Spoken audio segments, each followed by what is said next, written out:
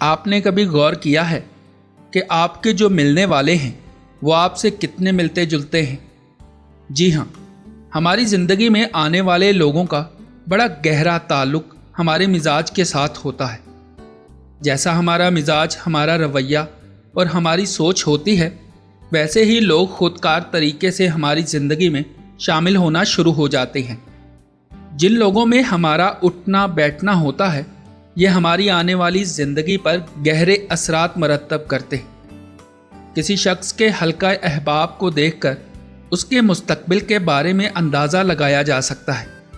ناکام لوگوں میں بیٹھ کر ہم ناکامی سیکھتے ہیں، اور کامیاب لوگوں کی صحبت ہمارے لیے کامیابی کے نئے دروازے کھولتی ہے۔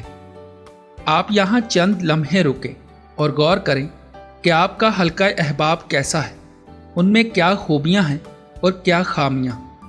جو خوبیاں یا خامیاں ان میں ہیں، ان میں سے بیشتر آپ کو اپنی ذات میں بھی ملیں گی۔ آپ کے مزاج کا جھکاؤ ہی آپ کے حلقہ احباب کا انتخاب کرتا ہے۔ اگر آپ کی زندگی میں ناکام لوگوں کی کثرت ہے تو فوراً اپنی عادتوں پر غور کریں، کیونکہ آپ میں ایسی عادتیں اور مزاج ہے جو ان کو کھینچ کر آپ کی زندگی میں لایا ہے۔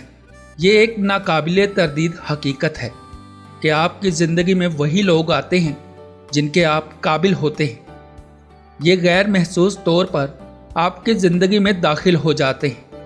اگر آپ زندگی میں آگے بڑھنا چاہتے ہیں، کامیابی حاصل کرنا چاہتے ہیں، تو ان لوگوں کو اپنی زندگی میں لائیں جو پہلے سے کامیاب ہیں، تاکہ آپ ان سے اور ان کے تجربے سے سیکھ کر جلدی منزل تک پہنچ سکیں۔ آپ جس طرح کے لوگوں کو اپنی زندگی میں شامل کرنا چاہتے ہیں، تو آپ کو بھی ویسا ہی بننا پڑے گا۔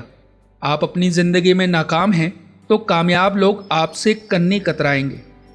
آپ کامیاب ہیں تو آپ میں ان کو کشش کرنے کی مقناطیسی قوت ہوگی، جس سے وہ آپ کی طرف کھینچے چلے آئیں گے۔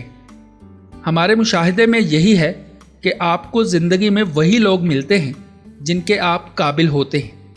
آپ بھی تجربہ کر کے دیکھ لیں۔